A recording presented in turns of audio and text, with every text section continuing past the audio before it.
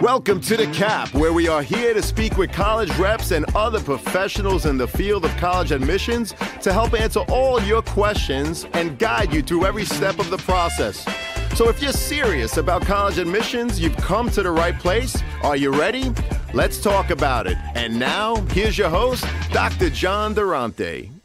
Welcome to The Cap, the College Admissions Process Podcast. I am your host, John Durante, and I am here to introduce you to college admissions representatives and other professionals in the field of college admissions. Our purpose is to serve you, the students and parents, so that you may gain insight straight from the people who ultimately make the decisions.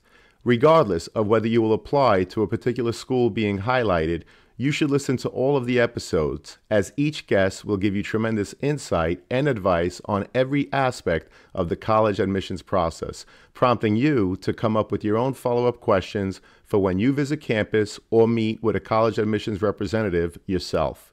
Lastly, if you have any questions you'd like me to cover on future episodes or any comments you'd like to share, please email me at collegeadmissionstalk@gmail.com. And don't forget to visit our website at www.collegeadmissionstalk.com. So are you ready? Let's talk about it. Welcome to The Cap, everyone, the College Admissions Process Podcast. I am John Durante, and it gives me great pleasure to introduce you today to Kelly Kaufman, who is the Senior Assistant Director of Admissions at the University of Georgia. Kelly, how are you today? Good morning, John. How are you? I am great, and it is so terrific to have you. We're really looking forward to hear about all of the great opportunities that the University of Georgia has to offer. So, Kelly, why don't we start by asking you to simply tell us about yourself and how did you end up as an admissions representative? So I think if you ask any admissions representative, no one will really ever say they dreamed about being this, as a middle school student. I would say it's definitely not a linear path.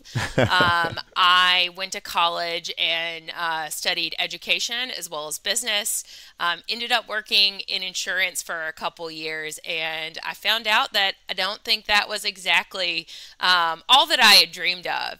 And so I had the opportunity to work for my alma mater, Georgia Southwestern, as a regional admissions officer in the Atlanta area for about 3 years. And it was a great, I think, segue into the world of admissions. We practiced a rolling admissions process, and I had the opportunity to have a different admissions experience and started with Georgia. And I'm rounding out about my 8th year here at University of Georgia, where we practice a holistic application process and we release decisions at specific points in time.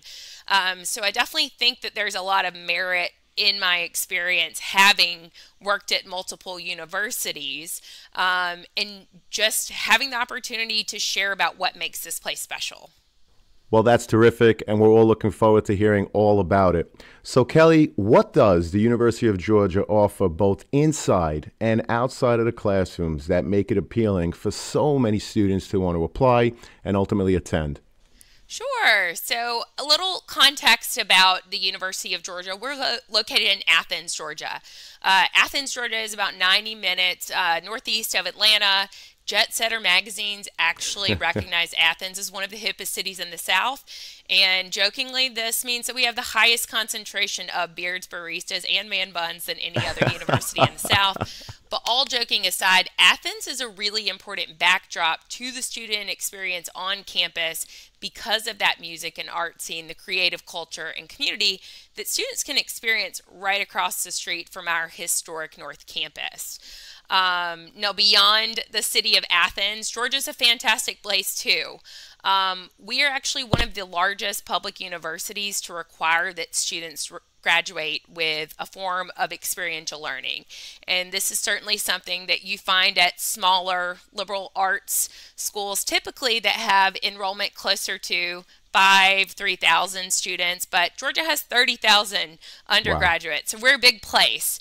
But we do want to make sure that we provide all of our students, even with that smaller, more intimate type of experience. And so that experiential learning is where students take what they're learning in the classroom and they apply it in real world ways. So Most commonly, we see students applying this through research opportunities. Georgia is a place where students can get involved in research as soon as they set foot on campus. That means as soon as their first year. Students have the opportunity to work alongside world-renowned faculty with that research. They also have the opportunity to travel study on every single continent. Yes, if they wanted to go to Antarctica and study penguin migration, they could. Not a lot of students want to pursue that program, but it's cool to know if you wanted to, you could. And then we see our students landing great internships all over the world. And this is something that we're seeing is enhancing our students' experience and really attributing to that about 93% job placement rate. Wow. Typically, this number was about 98% pre-pandemic, but I think where we are right now, that's still an incredibly strong number. And it's helpful for students and families to know what that return on investment will look like.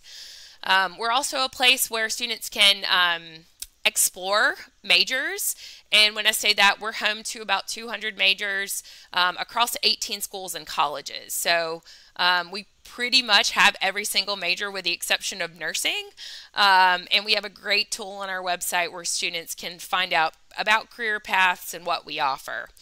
Now, outside of the classroom, I've spoken to a lot of the award-winning academics and why students would want to come here, but I spoke to the city of Athens. We have about 150,000 people that live here outside of the university, so I think that's helpful to know.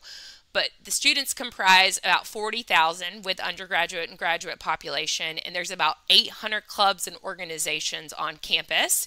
So we are not lacking in ways for students to get involved. I think I find from the student interns that I work with, they have more of a challenge in finding out where they need to pull back because there's so many ways that they want to get plugged in. Athens is a city where people want to stay here on the weekends. And fall is really a time like any other.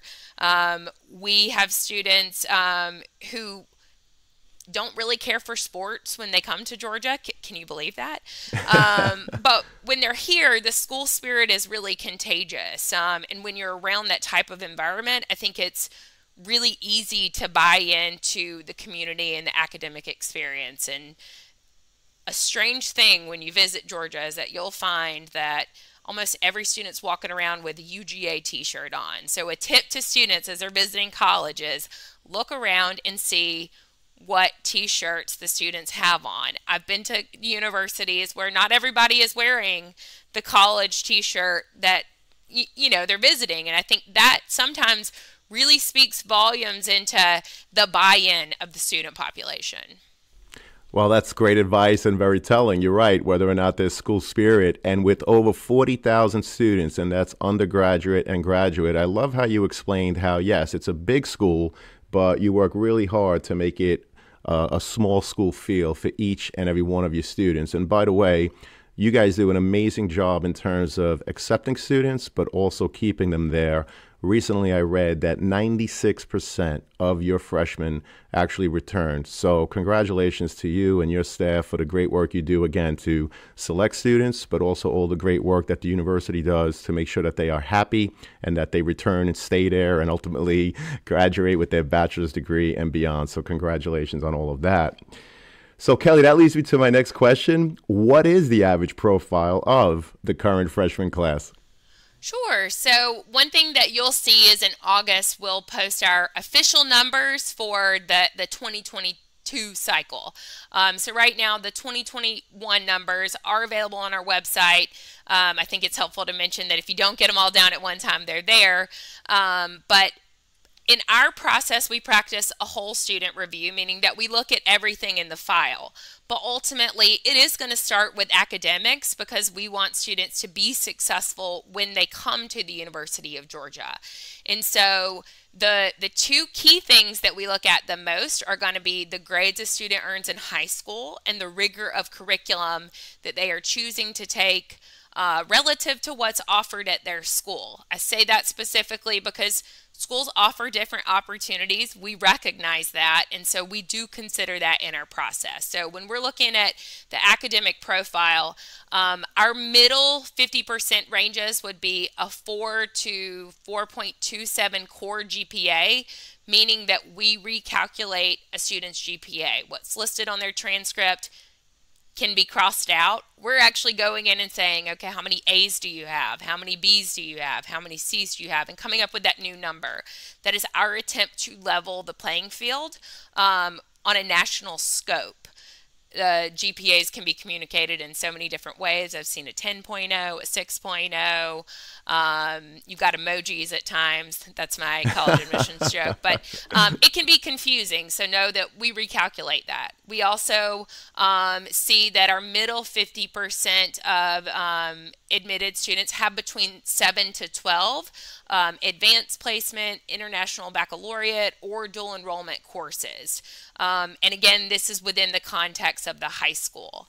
The third middle 50% range that we publish on our first year profile would be regarding test scores. And I specifically put that last because it is an item that we are really moving away from putting a lot of emphasis on, but it is an item that is required by Georgia's Board of Regents. So we see our middle 50% range being a 31 to 34 ACT, and then a mid 50% range of that 1350 to 1490. And while we're on test scores, I know there's a lot of conversation nationally about the test optional process and what that means. Georgia was a school that did go test optional during the height of the pandemic during 2020, and we are governed by the University System of Georgia Board of Regents, who made that decision for all of the state colleges and universities in Georgia. That changed back in fall of 2021 for our process, and so they are a piece that we need, but we're continuing to place less importance on them because 4 years in high school really translate better in the process than 4 hours at an academic test score when students may have been out the night before for a football game or they're in the marching band. And so we know that there's all these external factors that play to that piece. And I don't think students should worry as much if those are lower numbers. Hey John, this is Alina from the Fashion Institute of Technology in New York City. Dormify makes shopping for college totally stress-free. They've truly thought about everything and have nailed small space living. From the charging storage carts to the charging headboards, they have so many products that are both functional and stylish. They even sell bags that make move-in day easier. I couldn't survive dorm living without the extra storage from Dormify. Thanks so much for listening. Thank you, Alina, for introducing Dormify to our listeners. Dormify is a one-stop shop for stylish and functional dorm decor, offering a wide range of stylish and functional products for anyone looking to decorate their dorms or small spaces.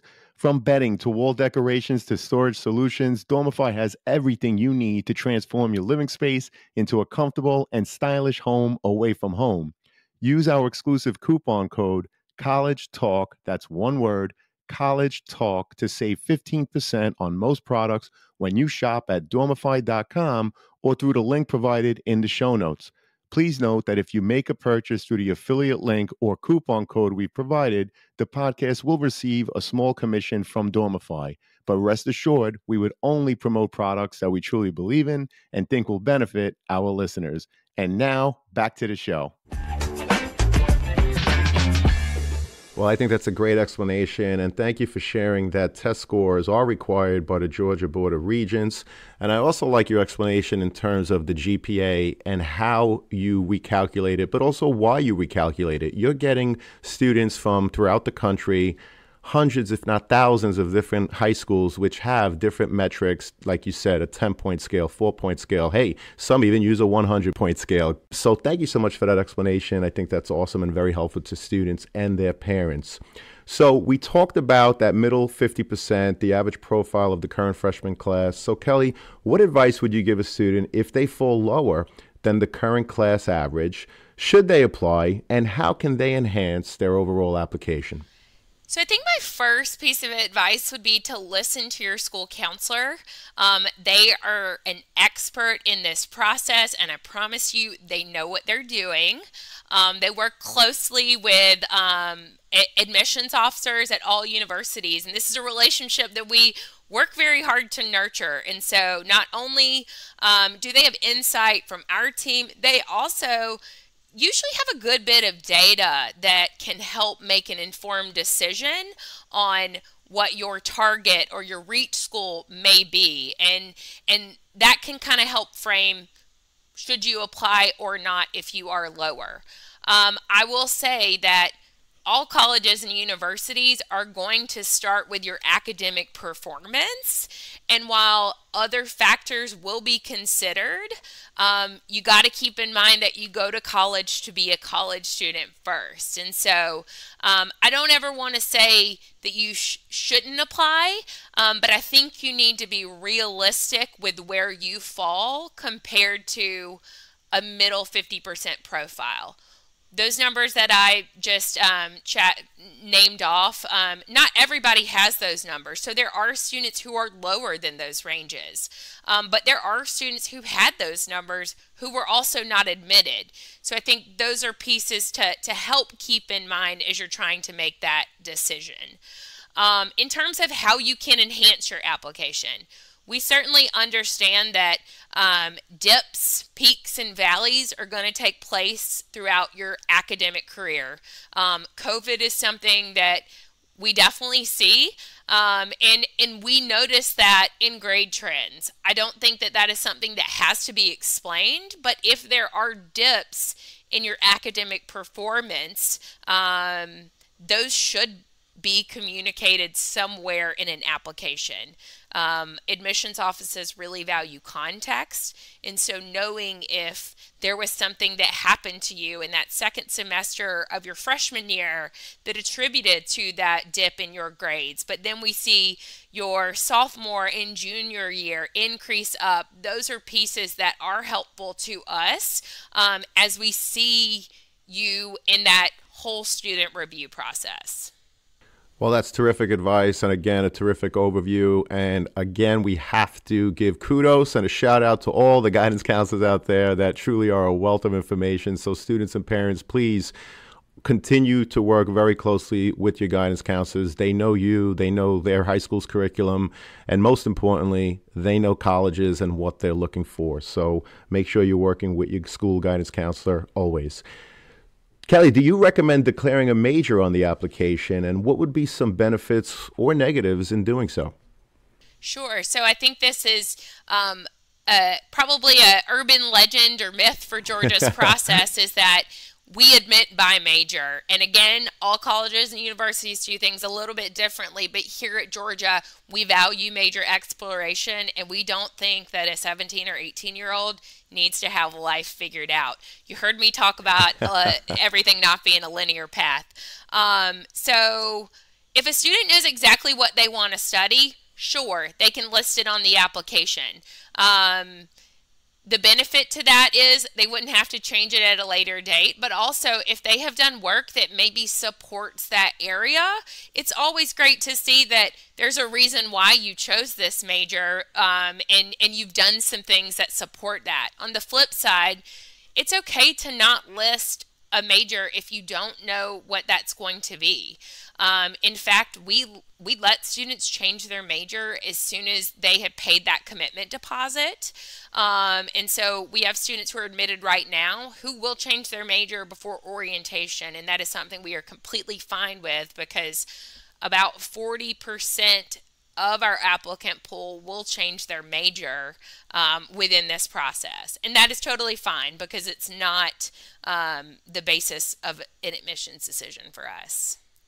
Well, I'm so glad that you shared that statistic. 40% of the students will change their major. I know that a lot of students and their parents are so concerned and worried about what am I going to study, what am I going to major in, and there you are talking about current students and how 40% of them will in fact change their major. So that's great insight, Kelly. Thank you so much, and I hope that's helpful to students and their parents.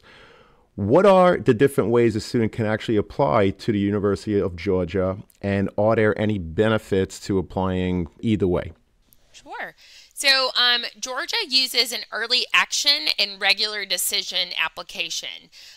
This means that our process is non-binding. So if we admit students, they can still choose to tell us no. Obviously, if we admit them, we would love for them to come, but we recognize students have a lot of great options, and a lot of times they need to see what those options look like later down the road, especially when finances come into play. And so early action and regular decision at Georgia are the same application review process. The only difference is a matter of timing in which a student chooses to submit. So our early action deadline is October 15th. If a student is ready to have all parts of their application reviewed on October 15th, that's a great plan for them. If they are not ready to have all parts of their application reviewed on October 15th, we encourage them to wait and apply regular decision that has a January 1st application deadline. Why would a student choose to wait and apply January 1st? Maybe they want to show first semester grade trends. Maybe they've had a tough time getting into an SAT or ACT test sitting, which is something that we need. Regardless of the reason, we simply want to see students submit their best application. And so if they are ready to have all of those pieces reviewed on that date, then that would be the best plan for them. Well, I think that's great insight in terms of why somebody would go regular decision as opposed to early action, whether it be they have to wait for another SAT or an ACT test. Perhaps they want to share quarter grades. That's terrific, terrific insight. Thank you so much again, Kelly. How often should a student visit the campus, and do you actually keep track of such things, whether they're in person or virtual? Sure. So I think one of the questions we get a lot about is, I want to show my interest. How many times do I need to visit? Here at Georgia, we do not consider any form of interest. So whether you visit campus 100 times or you visit campus 0 times, it will not impact an admissions decision. We also recognize that not everybody has the opportunity to either drive several hours from your part of the country or get on a plane, and oftentimes that can be challenging and a huge financial commitment. And so know that that is not something that would impact a decision. And in fact, we encourage some students to perhaps wait until they've received an admissions decision before they come visit. If Georgia is where they know they want to really enroll, to get that piece when they have that acceptance. Transparently, all colleges are going to keep track of what you attend.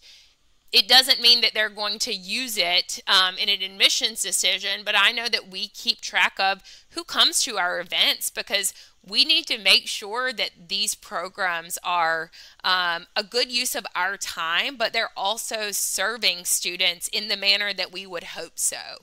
And so virtual events, we're going to keep that information, as well as campus visit experiences. We're going to keep that information too, but we're not going to use it as a basis of your decision.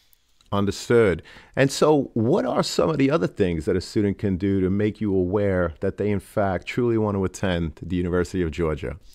So at Georgia, if you really want to make me aware that you want to come here, all you got to do is apply.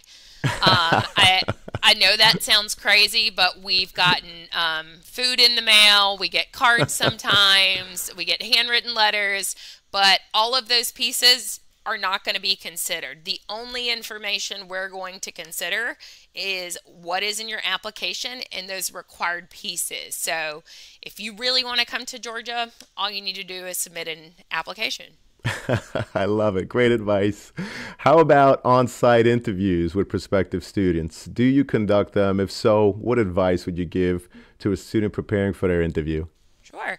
So kind of like the visitation process, Georgia also doesn't offer interview for students. Recognize that we have about 40,000 students in our applicant pool.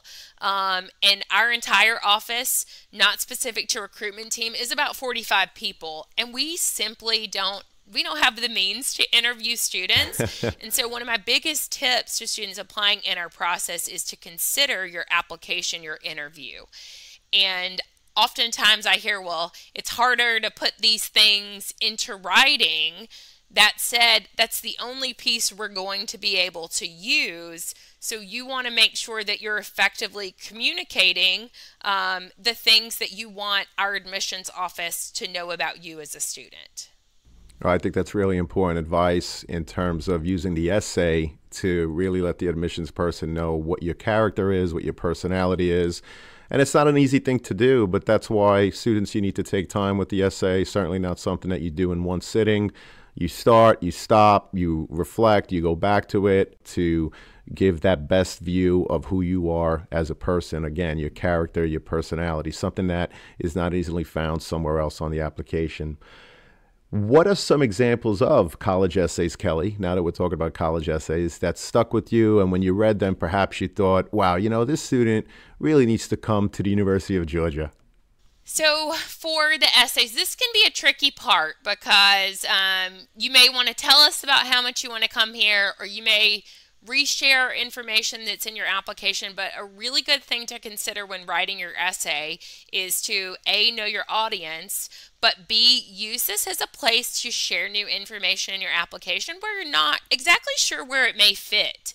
When I think about some of the most memorable essays, those are ones that I can tell that this is truly specific to this student, and it is an experience that could not be replicated. They took some time to reflect on themselves, and this is going to sound a little bit quirky, but one of the most memorable essays that I recall was a student who was doing well in all the other areas, but really kind of honed in on her weirdness, I'm going to call it that, and wrote about her love of shrimp.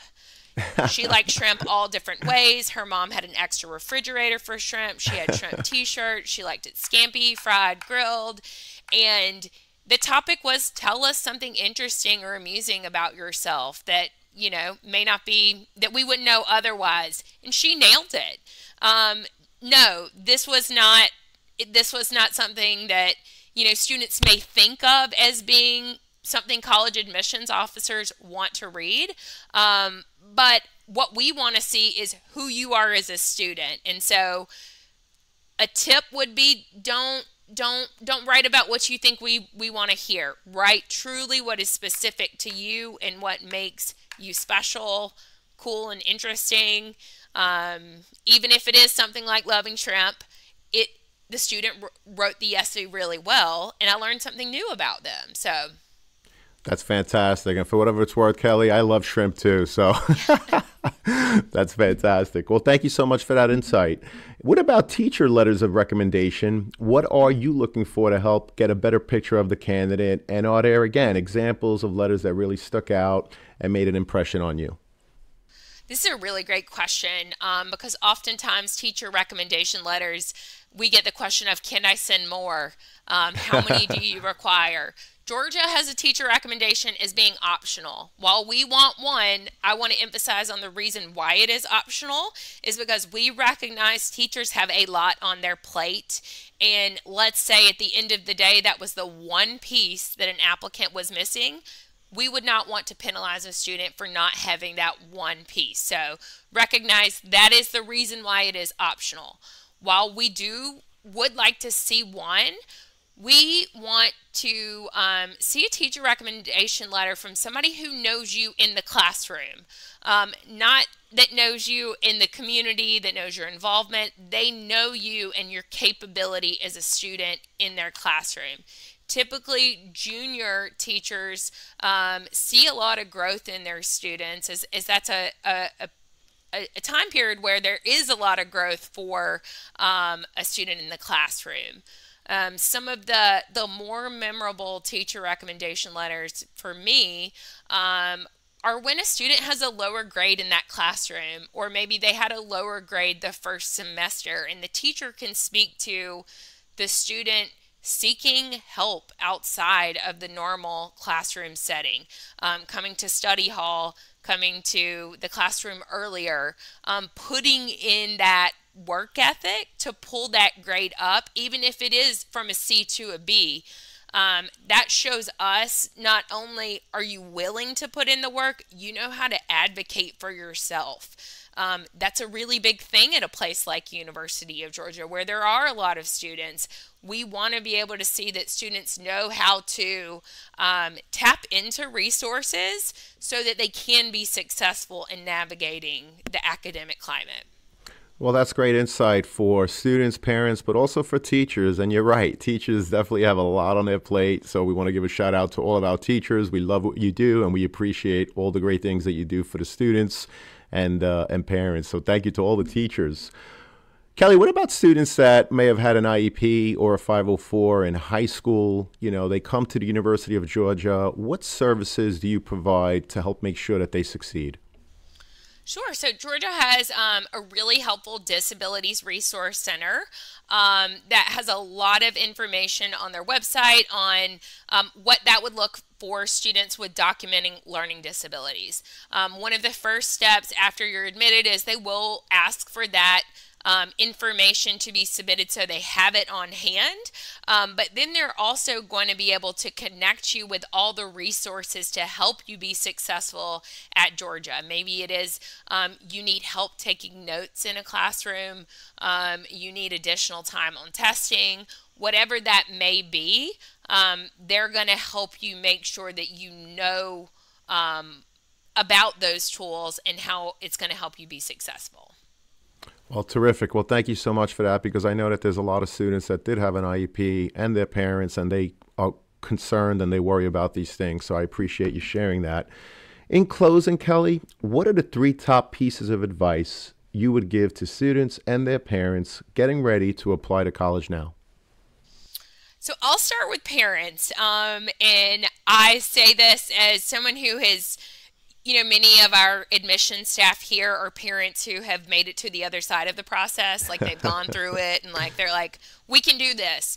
One of the things that was really helpful to them was to define a time to talk about the college process. Senior year is stressful for a number of reasons for students. The academics are hard. I think it's just hard being a person right now where we are in 2022. And so this is an extra layer of stress on a 17 and 18-year-old. So if you can define what is the time that you want to talk about colleges and universities, I think there is merit in that on both the student and parent side so that it is not always the topic of conversation. The next 2 tips that I have are really going to be specific to students. And this one seems very straightforward.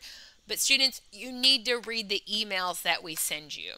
If we send you an email, it usually means that's something important. And so make sure that you are reading the emails and clicking on the resources that we provide you, because we want you to complete your file. We want you to stay on top of things. And usually we're going to touch base with you in an email. So pro tip.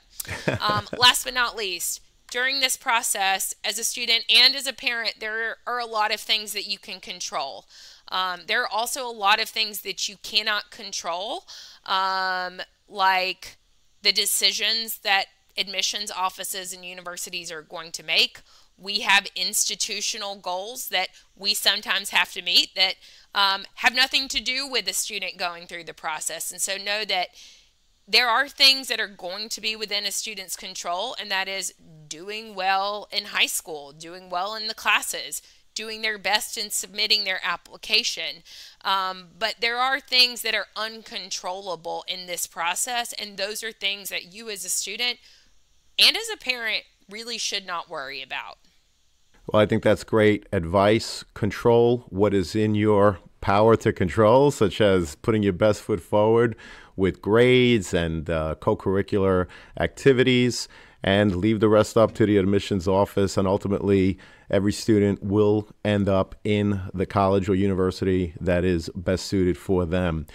Kelly, I can't thank you enough for the insight, for your time. We really appreciate it. It was fantastic hearing all about the University of Georgia. I hope to have you on the show again. Thanks so much.